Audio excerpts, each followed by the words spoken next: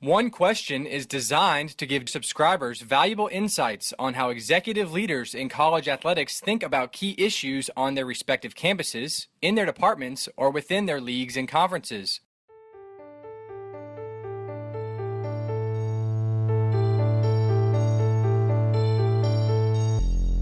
Greetings, this is Ty Brown and welcome to One Question, where we highlight executive leaders in college athletics. Our guest today is Kevin Anderson. Kevin is the former director of athletics at Maryland. He was also a director of athletics at the United States Military Academy. He spent 25 years in college athletics, and before entering college athletics, he worked at Xerox. He was with the United Negro College Fund and the executive director of the YMCA of Greater East Bay. Greetings, Kevin. Thanks for joining us today. Thank you for having me, Ty. Now, Kevin, your experience, there's a whole lot that you've accomplished, a lot of leadership, a lot of being around leadership, learning, which in turn has, in my mind, made you one of the elephants of the college athletics industry. And I wanted to have you on to talk a little bit about leadership. But I want to start off with asking you about insight on preparing for a leadership role. And of course, that could be whether it be in a business, preparing to be an athletics director, or even just leading a specific department within an organization or within an athletics department. Can you give us some insight on preparing to be a leader? Well, I think the first thing that you need to be, and if you want to be a great leader, you have to be authentic. You have to be that person who you portray each and every day. Now, the other thing is that, in doing that, as human beings, we're all vulnerable. And it's not anything to be ashamed of, that when you show your people that you're vulnerable and that you can adapt and change and apologize and correct, is sometimes a better attribute than when you're successful and enjoying success. I think that's one of the main things. The other thing that I learned at Xerox, what's very important is that you have to inspect what you expect. That you have to look at what you're asking for, what you are looking for people to do, and then you have to be there with them, and you have to inspect and give them what you expect, but also along the way have those conversations and continue to follow up.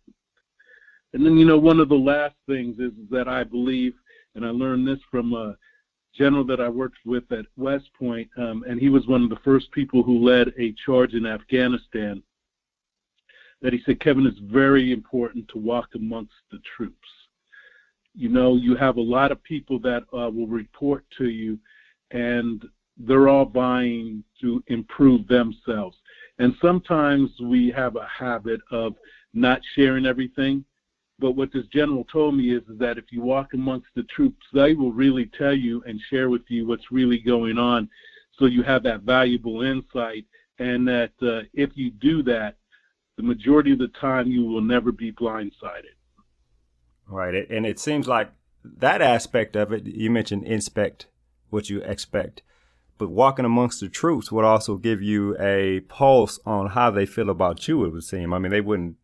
They won't tear you down to your face, but you could at least get a feel of how you're being inspected at your job as the leader, I would imagine. Well, Ty, but no, I'm going to go a little further than what you just said. Okay. People will, and particularly those people that are boots on the ground, they will share with you, and they will tell you that, I don't think that that's the way to go, or, this is how people are looking at this. And they will give you a true pulse of, this is how we're feeling. Because the one thing that, another thing that I brought from Xerox is, one of the gentlemen I worked with is that, he said that if you remove all the bushes, you find out if somebody has clothes on or are they naked. And that's what a lot of times we don't do, is we don't remove the bushes. And sometimes some of us don't want to remove the bushes because we don't want the true reality of how we're standing there. And that's where failure comes in. The best leaders I've been around is that they value opinions, they value constructive criticism. But the one thing that I think the best leaders are is that they let their people do what they need to do. They let their people do their jobs. But the other thing that they do is that They expect their people to come in, and if you don't have success or you have a failure, what is your plan to remedy that failure? And that's what makes good leaders, is that they have people that they give them the autonomy and the authority to do those kind of things. I think that's very important. A couple of things you said there, I think, are lacking in terms of leaders and upcoming leaders. And this is from my perspective, mid-career, is that constant evaluation. You know, don't evaluate me once a semester or once every year, annual. You know, I might be doing bad that whole time. So you need to evaluate me as we're moving along so I can make those corrections. And also internal evaluation, the introspection. I think people do lack a lot of introspection and evaluating what they do and how they can improve. And the last thing you said there, I think, is very important. If somebody isn't doing well, you have the people around you that can put together a plan on how they think they can improve themselves with your help as the leader. Well, Ty, one of the things that I've always told people that work with me and for me is it's just like in the athletic world. We always keep time and score. And so when you manage people, you have to do the same thing there. And each and every person that reports to you, you have to be honest and open, and you always need to let them know what the time and score is. Because when you do that, there's no surprises. And if you have to take action, 99% of the time, those people are going to understand that there are issues there. And you're not going to have that difficult conversation, because if you kept them abreast each and every step of the way, then there are no surprises, and you're able to move on and help. Hopefully you could help that person that might not be doing well move on. But we get in situations where, and I used to tell people all the time, if they had difficulty with somebody who was working for them, I asked to see their evaluations. And most of the time, the evaluations didn't show or didn't tell what they were telling me about the issues they were having with the person. And so what I did was I would go back to them and say, well, I've got a problem because you didn't truly evaluate and put down and have that conversation with the person about the issues you're having. So now how can we take action, because we haven't been honest and open with that person? And, quite frankly, we would have had a human resource and quite possibly legal actions, because, how can you call somebody in and question what they're doing or what they're not doing, and there's no honest and open evaluation that you have provided them? Right. That's very important.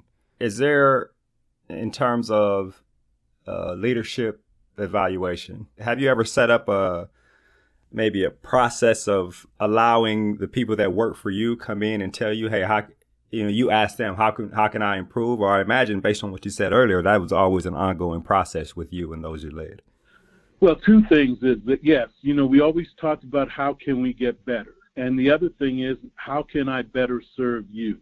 I truly believe, and I truly have always tried to lead by being a servant.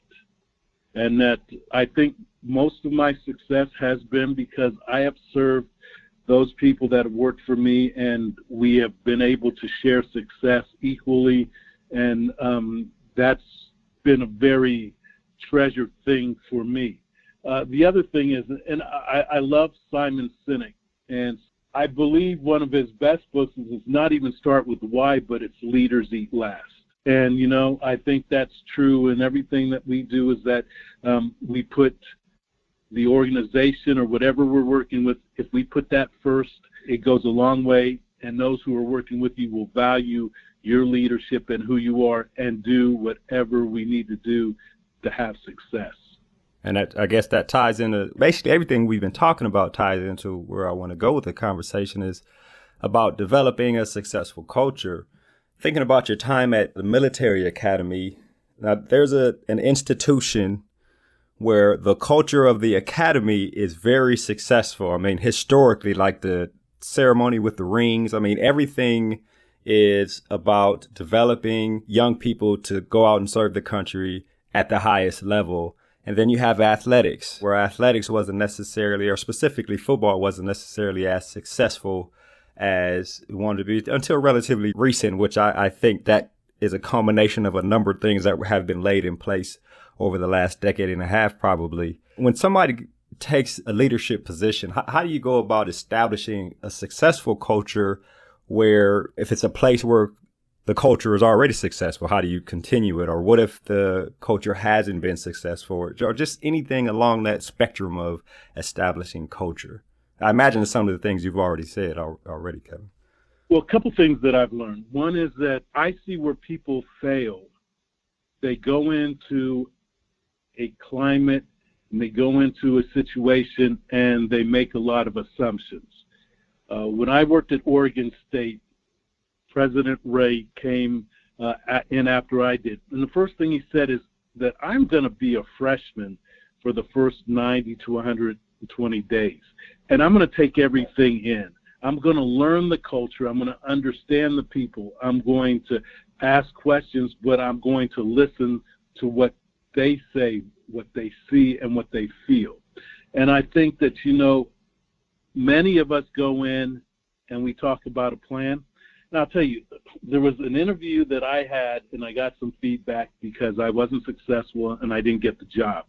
Some of the feedback I got, one was from a particular coach, and he said, well, that guy came in here and he didn't talk about, his plan and, what he would do and everything else. And I said, and I learned from that, but this is how I explain it now. If I come in, and particularly I have no experience, I haven't been in your culture, I haven't been in your area, and I start assuming things, and right away I start talking about developing a plan and telling you what you're going to do and everything else.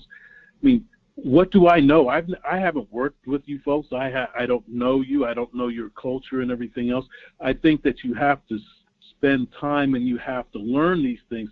Now, you could talk about a general vision about what we all want to do and we want to be successful, but each and every one of us and each and every one of where we work, we're unique individuals.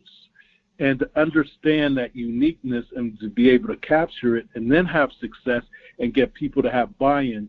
Joe Ehrmann is a close friend of mine, and he talks about inside-out coaching, and he talks about transforming lives. And so, and part of what Joe talks about is that you have to understand where you're going and where you came from, and then be able to apply basic theories that we don't experience because we all come from different places in our life. So that's what I've always tried to do, and I think that's why I have seen and I've had success.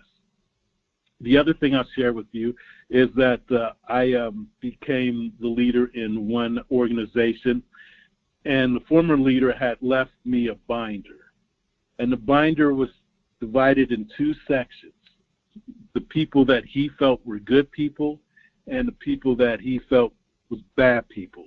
Oh, wow. And so I went through the binder, and as we went on, had I just taken the recommendation, many of the good people weren't my best people, and some of the bad people were my best people. Wow. Okay. So, had I made that assumption or just taken that information for what it is, I could have made some major mistakes quickly, and I think it would have harmed and hampered me becoming a new leader. So, there's some things that you can have discussions with and take on, but, those who listen and observe, I believe, are the best leaders and the most successful people in any business that you're involved in. And that's part one of our interview with Kevin Anderson, former Director of Athletics at University of Maryland and United States Military Academy. And this is Ty Brown with One Question, signing off. This episode of One Question is produced by Spades Media Group, solving problems using creative leadership.